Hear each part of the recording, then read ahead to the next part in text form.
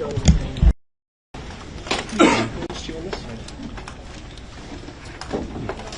you very much, everybody. We appreciate it, and we've had an interesting day. I think a very productive day, and we're now we're going to start a meeting with the president, who we all know very well. He's a brave man, and he's putting up one hell of a fight, and we'll see how that all turns out. But we're going to have a meeting, and we have about 30 meetings scheduled today. We have a lot of meetings scheduled today, going pretty late into the night.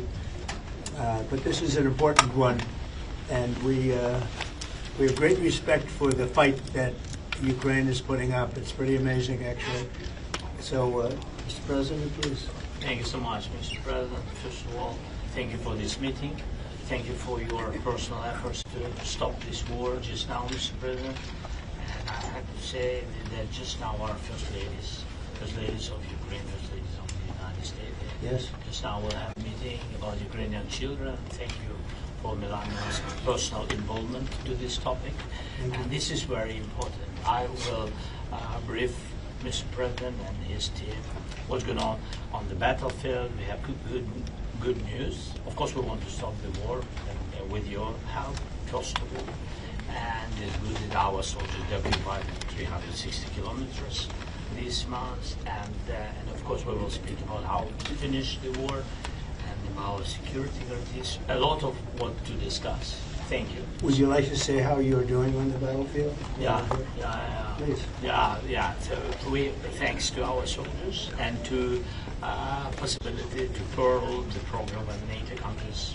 By the way, thanks to the support that they can buy weapons from the United States. So our soldiers this month they occupied 360 kilometers and they encircled 1,000 soldiers. And of course we want to exchange, because we need our soldiers in any case. But thanks to our soldiers, we have this possibility, this opportunity. And we will continue until Russia will stop this war, and I hope that they will stop in any case. We know that the economy of Russia is not doing well. With this, during this war, we need more pressure, more sanctions. And I hope with United States, first of all, and Europe, but we support, Mr. President, your idea, and I want to discuss it, how to stop some countries from Europe, how to stop the possibility to buy Russian oil and gas. Right. Yes. I had a conversation, by the way, with President of Slovakia, Prime Minister. We had a good conversation. I think that they need some alternative ways that they will support this idea. I'm not sure that Hungarians are ready, but everything is in the future. Thank you very much. Thank you. Any questions? Mr. President, do you think that NATO countries should shoot down Russian aircraft if they enter their airspace? Yes, I do. Mr. President, any update on your talks with President Putin, and do you still trust him? I'll let you know in about a month from now. Okay. President Trump, your message are you to willing to provide Ukraine with the security guarantees the same way as European allies? Well, that's later down the road. We'll be talking about that. Hopefully, we'll be in a position to talk about that a little bit later on. It's a little bit too early to answer. Why that do you question. think Mr. Putin is not willing to meet with both of you? President Trump, your message to President Orban, who is refusing to stop buying Russian oil. Well, he's a friend of mine. I have not spoken to him, but I have a feeling if I did, he might stop, and I think I'll be doing that. Thank you. What progress do you think has been made on ending Russia's war against Ukraine since the last time you saw President Zelensky? Well, the biggest progress is that the Russian economy is terrible right now. As you know, it's crashing. And that, frankly, Ukraine is doing a very good job of stopping this very large army. It's pretty amazing. You know, this is a war that should have ended in 3 days, 4 days. People said it was going to be very quick, and you got to hand it to the Ukrainian soldiers and everybody involved.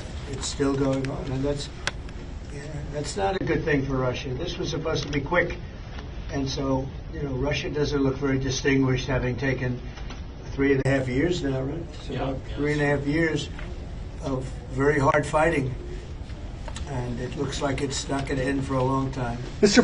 President, have you been briefed on the latest alleged drone incursion into Denmark? What do you think of that? And Where are they? Into Denmark, Copenhagen. Denmark is saying that there were some drones that shut down an airport, possibly Russian sabotage. What's your response to that? Will the U.S. have a material Well, I response have to that? no response until I find out exactly what happened. I know about it, but they don't know what happened. But we're going to find out very soon. Sir. Would you back up NATO allies? You said that you thought that they should shoot down the Russian aircraft. Would you back them up? Would the United States help them out in some way? Depends on the circumstance, but we're very strong toward NATO. NATO has stepped up. When they went from 2% to 5%, that was great unity. Trillions of dollars is being pumped in, and they're paying us for the weapons that we send. But that was a big day. Nobody thought a thing like that could happen. You had countries that weren't paying 2%, and now they're all paying 5%. That's a lot of money. It's a lot of weapons they're buying, and they're buying them from us. They're buying them from the U.S. In the old days, Biden gave them everything, gave them $350 billion worth of money and weapons. It's a lot of money and a lot of weapons, and we got really not much for it. We gave the money to Ukraine to fight, and they've proven they're very brave. I mean, look, they're fighting, and this is a war going on 3.5 years, and people thought it would be over quickly because Russia's a big military power, and Ukraine, I tell you, they are good fighters. Got to hand it to them. They have a lot of courage, a lot of guts. Thank you very much, everybody. Thank you, guys. Thank you, guys. Thanks, Brad. Thank you.